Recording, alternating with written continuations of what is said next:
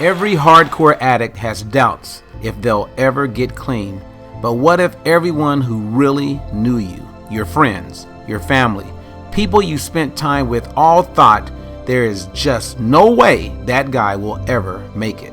Recovery Today magazine host and fellow recovery and sobriety evangelist Colin "SCUMMY" Morrison sat down with Brandon Novac to discuss the rise, fall, and rise again of his fame.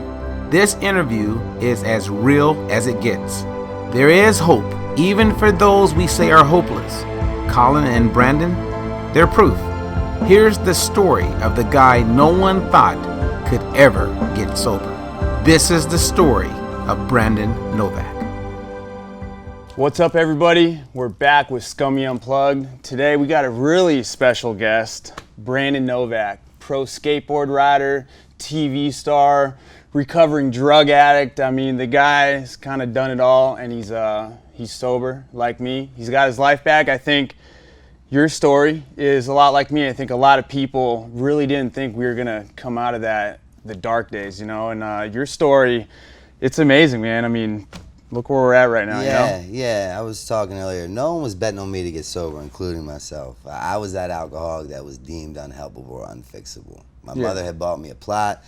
People had taken life insurance policies out on me, and I was on life support for 7 days. Your mom really bought you a plot? Yeah, 7 years back on Mother's Day. She spent her Mother's Day and went and bought me a plot. Yeah. So. You know, at the end of my run, my mother had sold 4 homes. She had depleted several savings accounts, and she had nothing left to give. So she went to the church across the street and went to Father Mike and said, "Father Mike, Brandon's never been worse. I don't know what to do." And she said, "Miss Pat, I'm so sorry to hear that." She said, I've resorted to going to God with one prayer." And Father Mike said, "Oh yeah, what's that prayer, Miss Pat?" And she said, "The prayer is simple. It consists of, God, please cure him, kill him, or kill me because I can't take it anymore." And Father Mike looked at my mother and said, "Miss Pat, how dare you? Don't you ever go to God with a plan like that about your son, because little do you know God has a plan for your son. You don't know what the plan is, I don't know what the plan is, and Brandon sure doesn't know what the plan is." You know? I think, you know, after I'm sober and you're sober, the big thing is, like, looking back, like, I mean, everything I did to my family, you don't realize it, you know, when you're in that stage, but just, it's sad, you know, kind of looking back at it, just what you put your mom through, what I put my parents through. But I'm sure after what you're doing now, I mean, how's that relationship? Yeah, it's wild, you know. At the end of my run, you know, a series of events had taken place, and I was supposed to go on tour to Australia. They kicked me off the tour. I went back to my mother's house, and this is the woman who had never said no to me. I knocked on the door. I said, "Mom, the tour is canceled. I'm here to take care of you a little bit longer." And she did the worst thing she could have ever did in the world to me. She looked at me and she didn't say a word. She didn't scream at me. She didn't say, "How did you do this again? What's wrong with you? Let's put you back in rehab." She said nothing at all, as though she was watching her only child stand in front of an Amtrak train coming 1,000,000 miles an hour, and she couldn't do anything to save him. Yeah. And all I could do was look at her and I said, "I'll never forget this day as long as I live." I looked at her and I said, "Mom, do you hate me now?"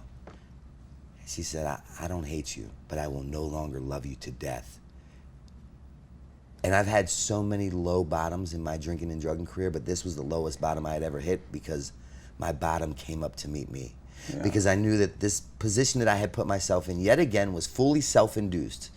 And if I only would get out of my own way, I could get better. And she said, "I will no longer love you to death." And with that, a police officer comes around the corner and they serve me with a restraining order. And my friends have left the country and went to Australia. And I ended up in this abandoned house. But then I ended up going to treatment. I stay in treatment for 90 days. I go to a sober living house. And 6 months into my process, my mother calls me and she said, "Brandon, I hate when you come to visit." And I said, "Well, why?" And she said, "Because I get so sad when you leave." You know, and that was it. Because the reality is my mother is the most important person in the world to me. There's nothing I wouldn't do for her. But when I was using, everything that I did to her and my family, it wasn't personal, it was business. Yeah, 100%. Because I'm that alcoholic that when I pick one up, I lose the privilege to have choices and options of what I will or will not do for one more, or when I do or do not choose to pick it up. When that thing calls, I answer by any and all means necessary. That's my deal. That's heavy, man. Just that whole story, just the way how you talk about it, man. But it's crazy. Let's rewind a little bit for maybe some people out there that don't know who you are. I'm sure a lot of people know who you are, but let's get back to the basics, man. Back when life was good and it was all about skateboard riding. That's how it started. For me, it was dirt bikes. You was skating. And I look at it, you know, went through all the drug days, and like, for me, I lost the love of dirt bikes. Yeah. That's what it started. Yeah. For you is skateboard riding, but let's get back to like, how did it start for you before the drugs? What was it? Well, you know, when I got my first skateboard at the age of 7 years old, my mother put me to bed that night and she said, "Brandon, what do you want me to do with the skateboard?" I said, "I want it in bed with me." She said, "Why?" I said, "Because if I die, I want it to come with me." It was like God had came down and handed me the Holy Grail in the form of a skateboard. I ate it, I breathed it, I slept it, I dreamt it. At 15, I was designing my own pro model for Pal Peralta. I was the first skateboarder to ever be endorsed by Gatorade. They flew me out to Chicago to the Quaker Oats building. They put me on a treadmill, they put Michael Jordan on a treadmill, and they put wires in our noses and in our mouths, and they gave us each Gatorade to see the effects that it has on different sports players. At 16, I'm like traveling the world with Tony Hawk. I have a private tutor flying with me, and I'm doing really well. I didn't know it was that big for you, man. Like, Yeah. sorry, I was, Nah, you know, I was cool. skating like motocross my thing, and I read up about you, but I didn't know it was that big. You were the guy back then. Yeah, and I, from 7 years old till the time I was designing my pro model at 15, like I said, I ate it, I breathed it, I slept it, I dreamt it. Somewhere in between that line, I found drugs and alcohol. And I was on a tour, and they found me with some drugs. Long story short, I get kicked off the tour. How did it find? What was the first thing? Your first beer, drugs? Did you like it? Well, the thing was, my first drink was like at the age of like 14. You know, I was never the guy that drank because I had insecurities or I felt like I was less than or needed to fit in. Yeah. I was a pretty successful dude at a young age, and I lived a life that people rather admired. I was the kind of guy that when I walked into the classroom 20 minutes late, I wasn't scared that everyone was staring at me. I thought that everybody was waiting for me. You know what I mean? So like I didn't suffer from like not feeling part of or feeling less than. That's not my story. I mean, I get it, that's a lot but then, oddly enough, when I get sober this time, I remember walking to my last treatment center, and I'm walking up this long driveway, and all of a sudden, the dudes are out there smoking cigarettes, and they're all staring at me. And my first thought is, oh my God, what are they thinking of me? Do I look dirty? Are my clothes too raggedy? All of a sudden, I care now that I'm sober, you know, but so it's just changed. But the reality is a few series of events had taken place, and the drugs and alcohol, they consume me. And the reason why they consume me, and I was kind of too late to do damage repair, is because I was already really successful at a young age. Yeah. I didn't have I didn't have a boss. I didn't have anybody to account for every day. I'd have to go to somewhere and have a boss monitor me or watch me. So like, I skateboarded, I traveled the world, I did all these things.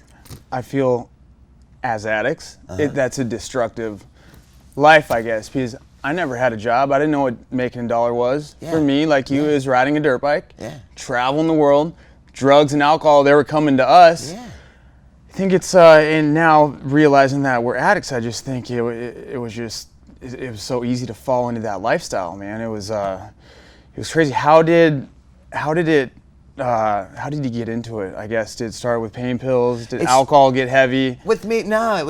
Oddly enough, the progression was kind of like everyone else's. It was the alcohol, and I started smoking herb. And doing herb on a daily basis, and then you know, pills, a little bit of blow. And then before I knew it, it was heroin. You know, but no one was really stepping in because I was already so successful at a young age that they said, you know, we believe it, what he's doing, because look, he's been successful to this point. So whatever he's doing, he must know what he's doing. And that's kind of the lifestyle, so. Yeah, it kind of is par for the course, if you will. You know, so then before I had known it, drugs and alcohol consumed me, and it was too late for anybody to say, hey, that's not a good idea. You know, because I have that job, and the job pays terribly, and it puts me in a lot of bad positions. But that job is knowing everything. I know everything. When was the first time you like kind of realized that drugs were really getting in the way? Well, like you with the dirt bikes. Once I got into my full-blown addiction, skateboarding was not a priority At all. Change your love. It was about the drugs. Exactly. I stopped hanging out with the dudes that skated. When they called, I diverted their phone calls. I wanted no parts of them because they would kind of allow me to see me for who I was, and I avoided reality at all costs. So, and the reality for me also is that when I'm drinking or drugging, I don't do well with the words honest, reliable, or dependable, because they do not help me get one more. And in my story, anything between me and that next one must and will go. It's not personal, it's business. It's because I'm a real deal alcoholic. Yeah. And the reality is anything that I love that somewhat keeps me sober, that I don't want to drink or drug because I don't want to lose, once I pick that one up, get it out of my way. Because now it's just a nuisance or a burden for me doing what I really want to do, which is fucking shoot up smack. It's crazy with, it's just crazy, like addicts, like all the stories are the same, man. Yeah. It's really crazy, just the whole story. Fast forward, start hanging out with, you know, BAM, that TV show, you're on Jackass. Was it at that point, skating was no more, you were fully... Yeah, well, my delusional alcoholic mind said the skateboarding world needs me, it cannot go on without me, I am an asset. In reality, the skateboarding world did not need me, it went on quite fine without me, and I was a liability. Yeah. But I'm the last person to see or know or recognize that because I know everything. So then, I was always confused in my life, and I thought that social acceptability equaled personal recovery. Right? So now skateboarding went into the cooker, or the bottle, the bag. Now I gotta think of something new to build the outside up to make the inside feel like I'm kinda par for the course. And I trip and fall into these movies, Jackass. And now Before we get into Jackass, that stage of your life, did you kind of burn every bridge? Or did they kind of kick you out, or were you just kind of over that life and you just kind of got way more into partying? How did you get out of skateboard riding? I was literally over that life. I had burned all the bridges, and I was faced with an ultimatum by Pal Peralta. They called me up and they said, Brandon, we have two options we can do with you. We could put you into treatment, you could save your life, you can continue to be a professional skateboarder, or you can quit. And I didn't have a breath of fresh air in my lungs when I said I quit. Because that thing that I loved and I dreamed and I aspired to be is now a burden. Because it requires me to be honest, reliable, or dependable. That does not equate to a bag of dope, so get it out. It's amazing with drugs. I'm like, I mean, you made it to the top at that point. And just how drugs, you just don't even, it doesn't even faze you. Like, screw skateboarding. It's amazing, man. That's why, like, what we're doing, like, sobriety recovery, it's such #1 in my life and your life, because it's so real out there, man. I just had a bury buddy last week, and it's just amazing, dude, seeing your life. I mean, seeing everything you're doing. We did party. I was going to get into that, but we'll just jump into it right now. So I guess we're going into, start doing the Jackass thing, but you guys, for Viva La Bam, invited the Metal Militia guys to come out. And I remember, like, somehow I attached to you. You were the party guy, and at that point in my life, I was doing enough drugs where I was kind of trying to fool everybody. Everybody knew I was messed up, but I was just getting by, you know. But I remember, you know, I really attached to you. We were partying pretty hard there, doing a lot of coke, still riding. Absolutely. And, our good friend Brian Deegan, I remember... Don't want to call him out too bad, but he was partying pretty hard the night before. He had to do a backflip over Gwar. And I remember, like, all that. He didn't want to do that. I remember we had a talk in the bus. He didn't want to do that backflip. And at that point of the sport, the backflip was a really big thing. Now people are doing it, you know, with their eyes closed. But he was like the pioneer. It was really windy that day, and they wanted to do a backflip over Gwar. I remember he didn't want to do it. He was so scared. And we're like, dude... I remember me and Manley were like, I don't know if you should do it. He's like, dude, I'm just going to go for it. We're here. It's Viva La Bam. Let's do it. So I remember he did it. He went for it. I remember we were just really tripping. He came up short. The handlebar went in his chest. It ripped out like an aorta from his heart. I don't know the medical term, whatever, but pretty much we thought he was going to die. I remember we were all at the bar doing a bunch of blow, drinking. I remember it was pretty emotional, crying, because we really thought he was gonna die. I remember they had to fly his wife out there, and they were like saying, dude, we don't know if he's gonna live. So going on to Deegan really quick, he survived, and he changed his whole life after that.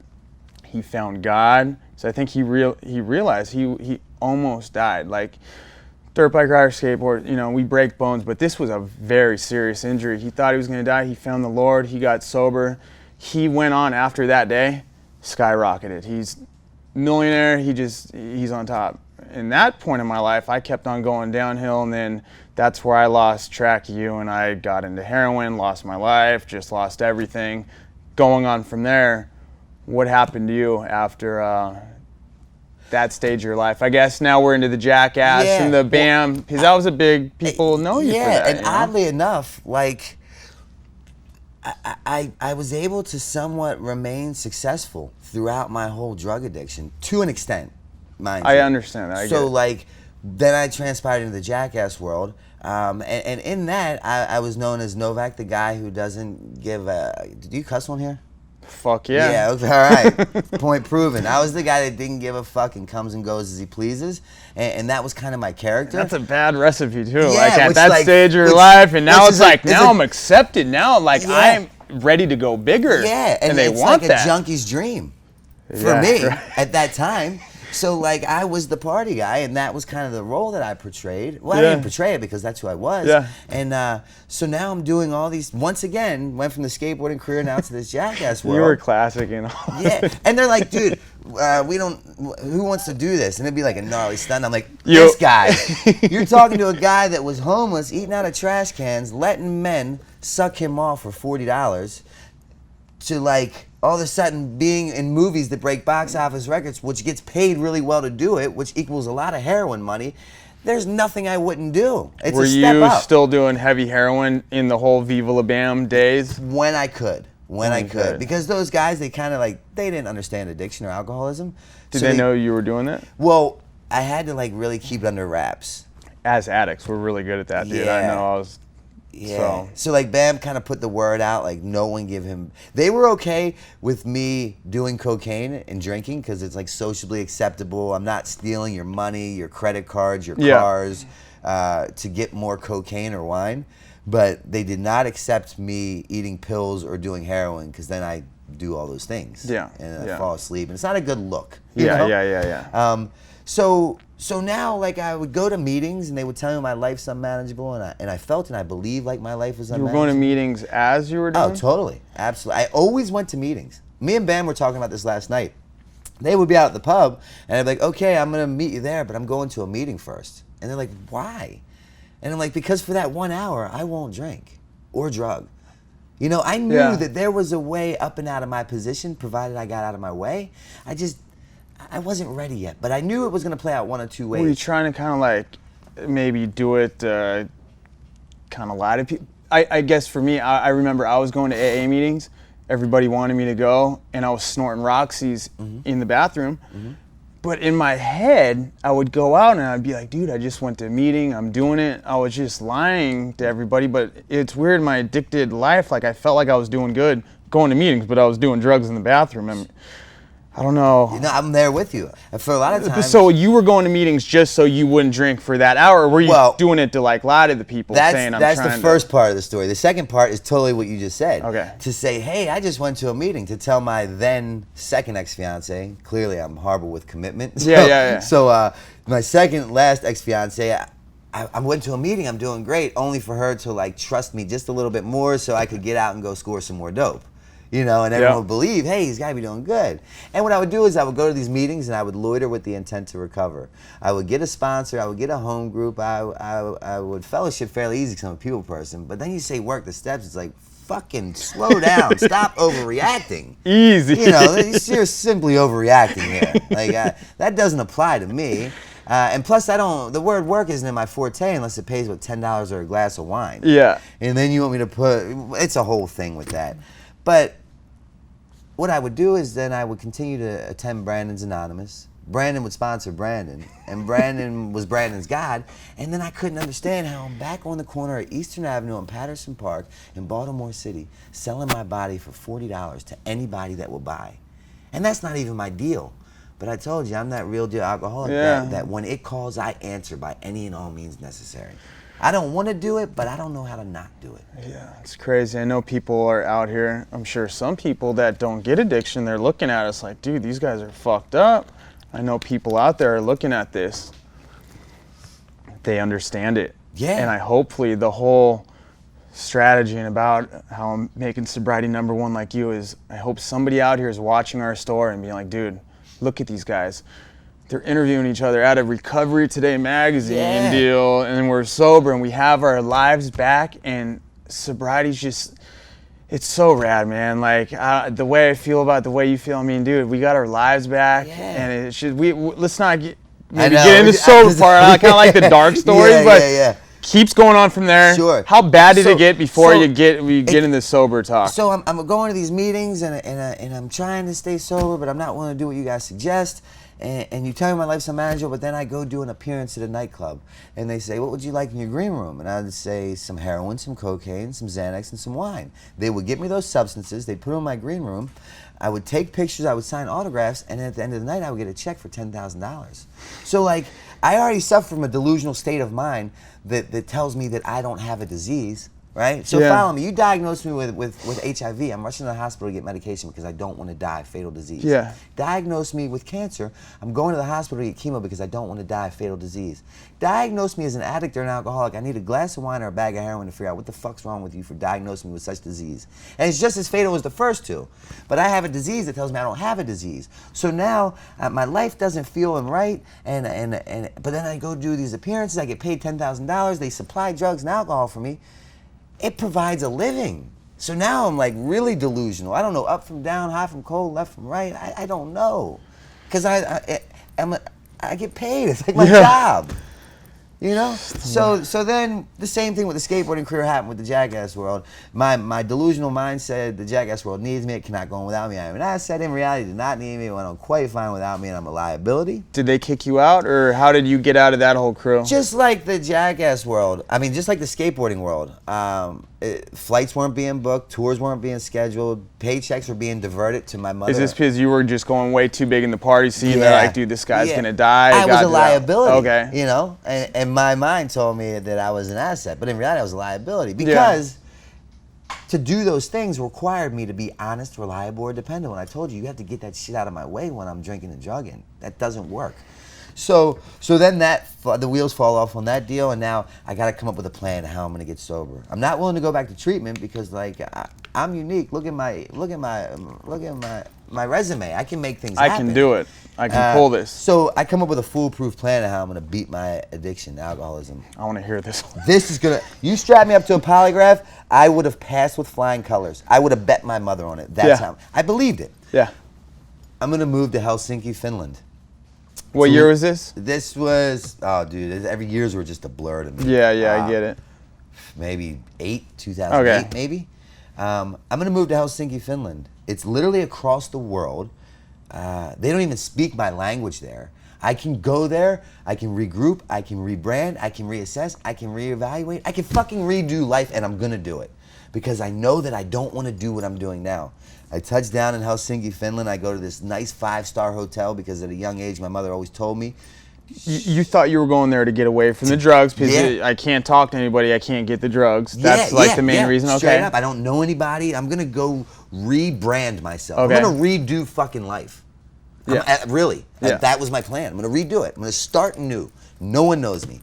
And I got there, and my mother told me at a young age, show me who you walk with and I'll tell you who you are. And I never forgot that. So even though I always drank and drugged, I tried to be around people of a higher caliber because I didn't want to look like that junkie.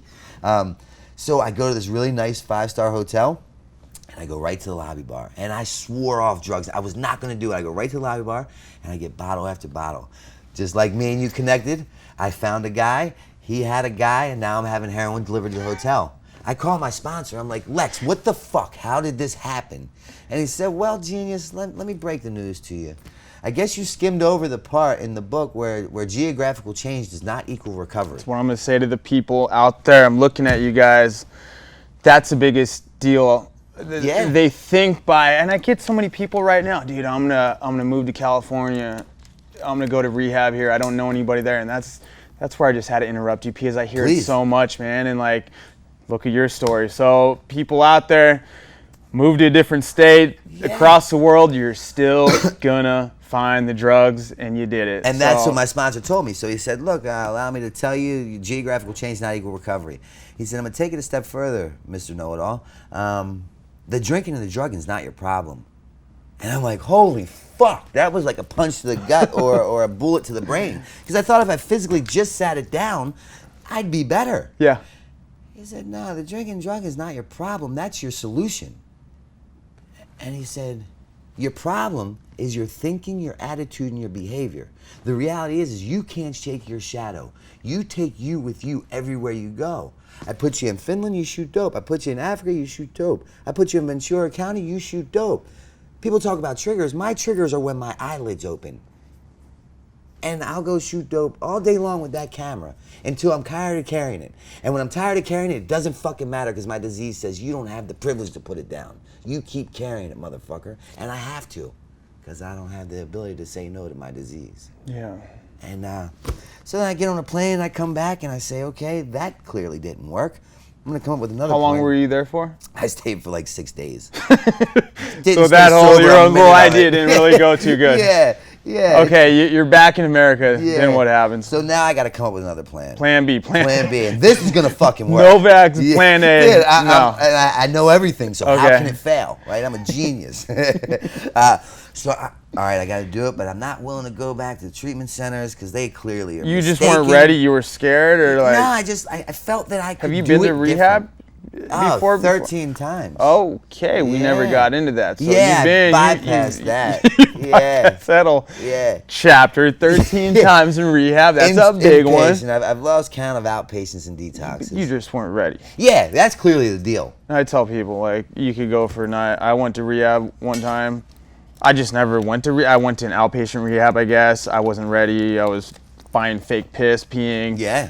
I went to rehab for 30 days. I was ready 2 days into it. Like, I knew I went in there without an ego, but I wanted it. Yeah, And that's the it. biggest thing with the ego thing. I'm sure you'll talk about. I remember in rehab, the dudes that thought they had it, they're not going to listen to the instructors. Those guys went out. I went in there like a fucking little puppy. Yep. Just listened to everything, brought it all in, and like every day, it was just so easy. Yeah. So if you want it, And that's the deal. sobriety works At the and end rehab of my works. point, that's where I got. I was demoralized in just such a fashion from drugs and alcohol. I was beaten into a state of reasonableness that you had my attention. And what that allowed me to realize this is, was after Europe. oh yeah, this is at the end of my story. Okay. But I'm horrible at staying on track. Dude, this is like I'm interviewing you now, but like I'm a fan. This is almost like I'm like counseling. This is an amazing yeah. interview. Like all the shit you're telling me, I'm trying to. I'm like so high on Dude, life right now. I'm ready to, I like, know, jump but out and I make love- up. I'm ready to like make out with you. Dude. We're gonna get real intimate real quick. That's the next chapter, Tune in guys. next week. Sickos. No, dude, this interview, just the way you talk about it, like people know I preach about sobriety, and just to hear like another person, your story, it's so rad because people out there that I get it, I know you get it, and I get where they're at. They're in a state of mind where they just want to kill themselves, and you know that feeling when you just don't have a sack, you're in your bed, you think there's not a way out. I hope people are watching this knowing that there is a way out. There is. And that you can get your life back. Your story, my story, it's just, you can get your life back. So let's just fast forward. How did you give up? When did the white flag come up? Well, real quick to jump on what you Okay, just yeah, said about not giving up. One of my biggest things that I tell people is addiction is not a death sentence. Your history does not have to dictate your future. As long as you're breathing, it's never too late. You and I are clearly evidence of that. Yes. So then, okay, I come up with another plan. I got to do something because at this point now I'm the alcoholic that wants to kill himself on a daily basis.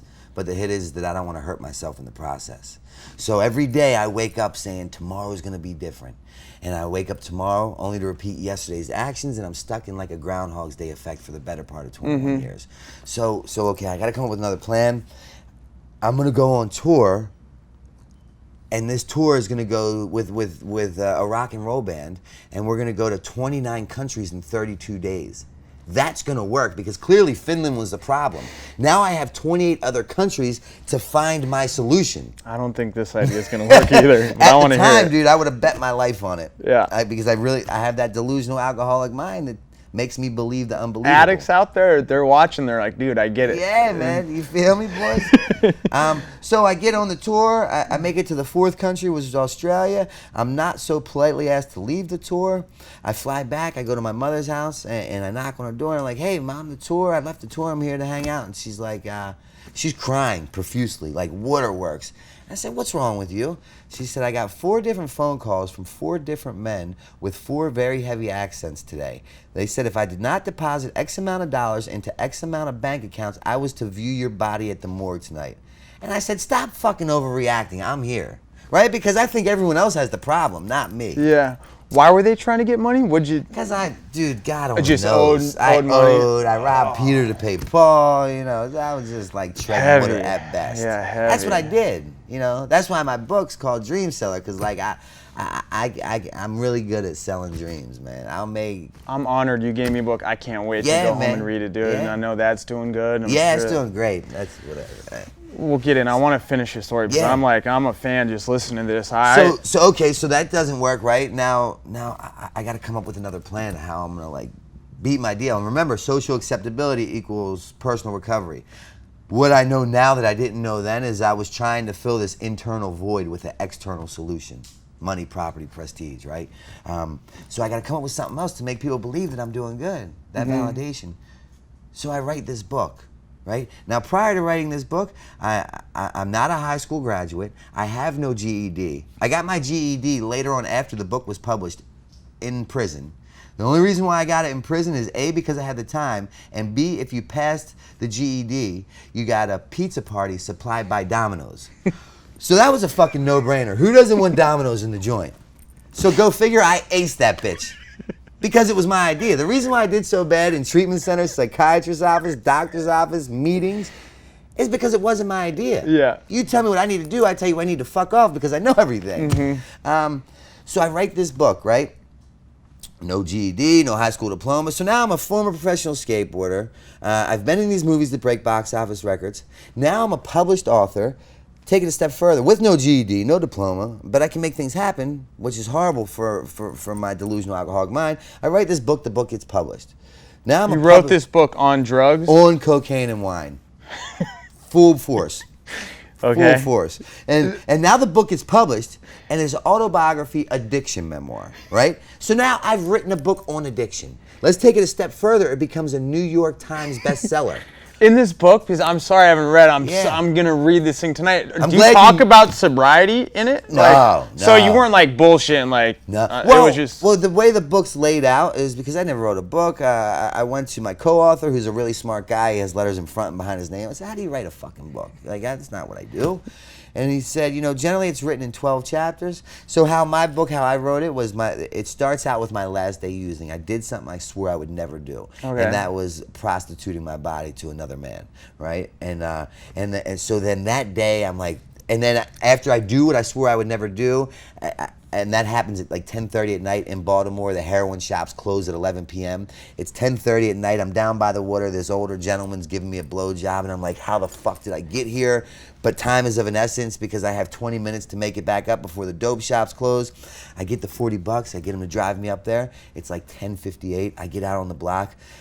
And now I have all this like no patience, right? I have no patience, weird, and added with patience, right? So and I'm sick, so I buy 3 pills of dope, I buy 1 nickel of cocaine, and I'm saving the last $5 to buy a pack of cigarettes. So I bought the 3 pills of heroin, and I bought the nickel of cocaine, and I'm in a line at this little bodega, and I'm going to buy my $5 pack of cigarettes, and I decide, let me make sure it's real. I taste the heroin, it's fake. I taste the cocaine, it's fake.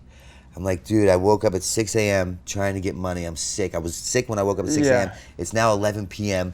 All day I did things I did, and then I let this guy blow me only to get $40 to now get ripped off. You gotta be kidding me.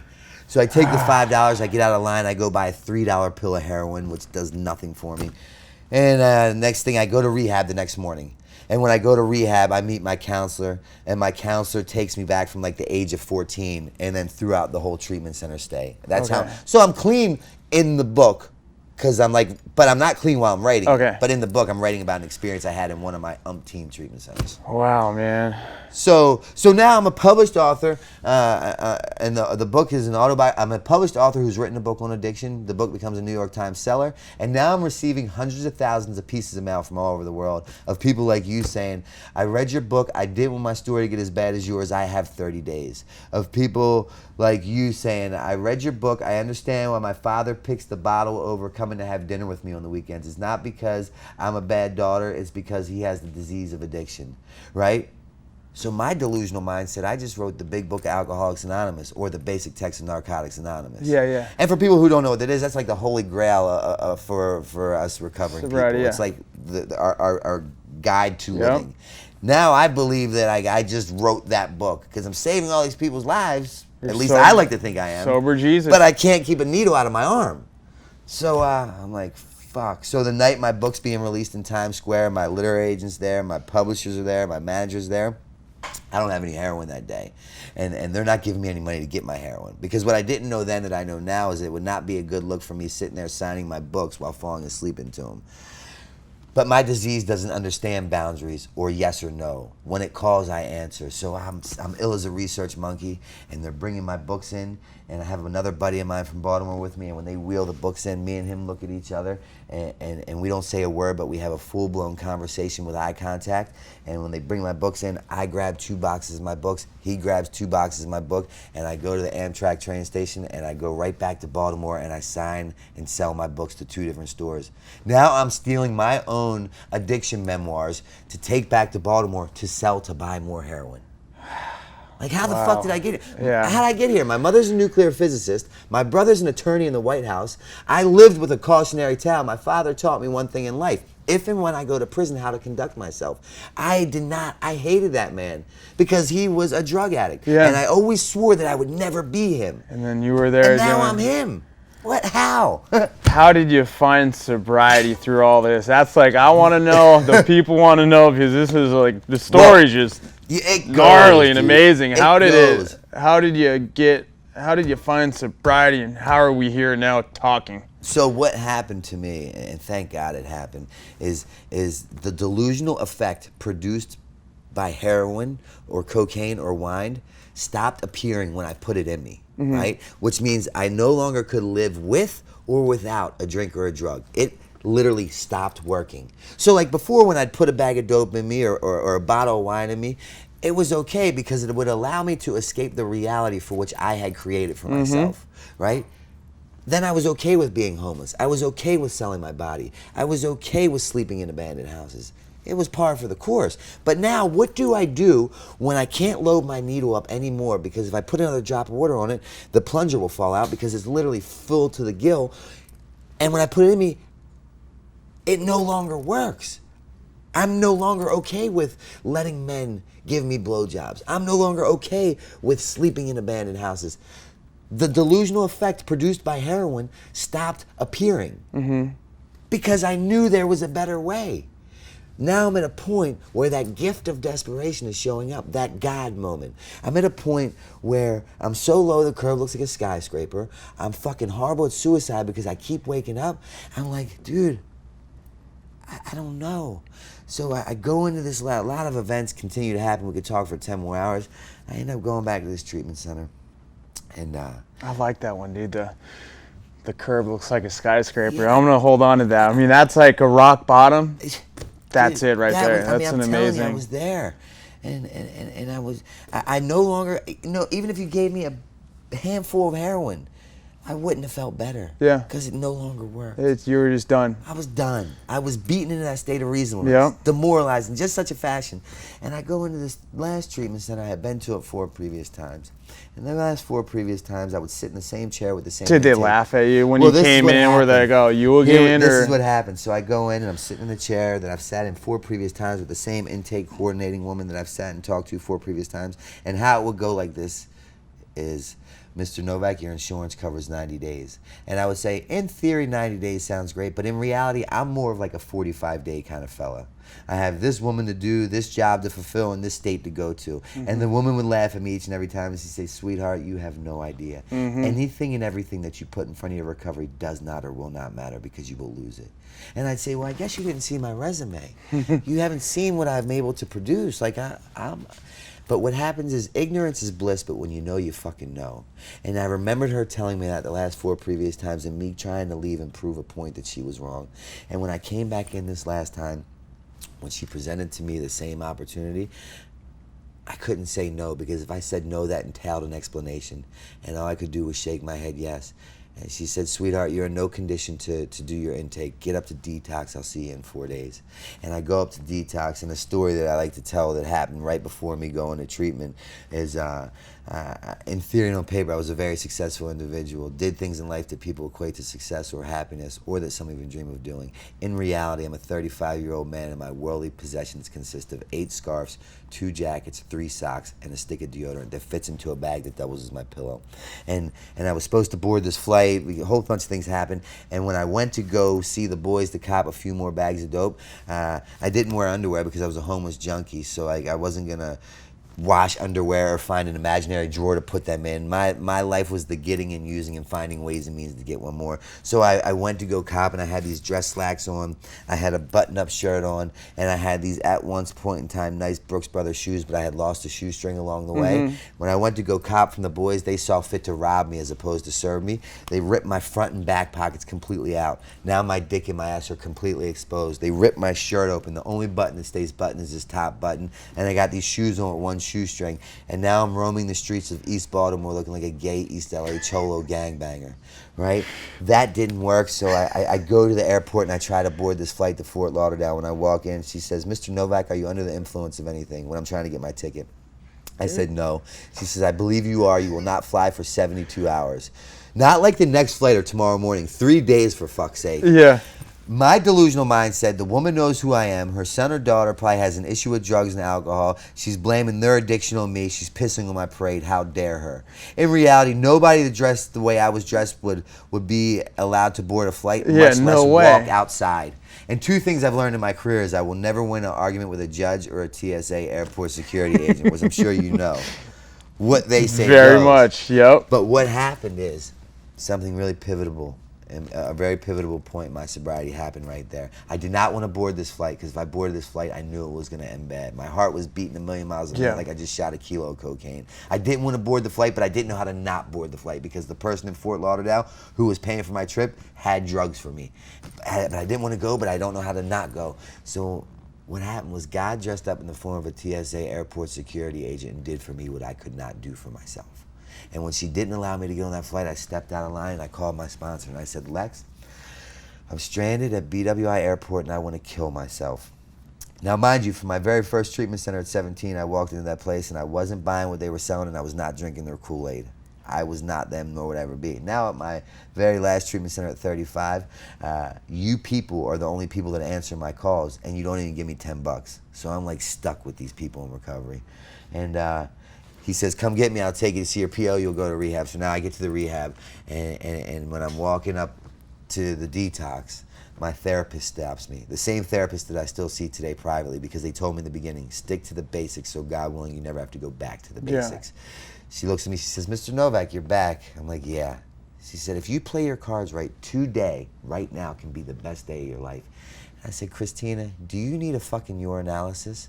Are you high? You know who I am. You know what I'm capable of doing. I stand before you looking like a gay East LA Cholo gangbanger. All my worldly possessions in this bag that doubles as my pillow. She said, trust me, play your cards right. Today will be the best day of your life. Get up to detox. I'll see you in 4 days. I get up to detox. There's a 19-year-old kid working, a little tech kid. He said, Mr. Novac, you're back. I'm like, no shit, I'm back. He said, your clothes are not rehab oriented. You need some underwear. You need some sweatpants. You need some slides.